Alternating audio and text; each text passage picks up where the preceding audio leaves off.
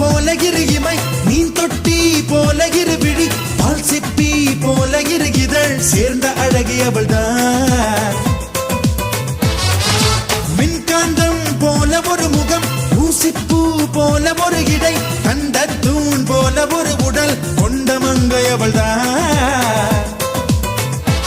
அவள் அழகென்ற வார்த்தைக்கு அகராதிதான், நான் சொல்கின்ற எல்லாமே ஒரு பாதிதான்.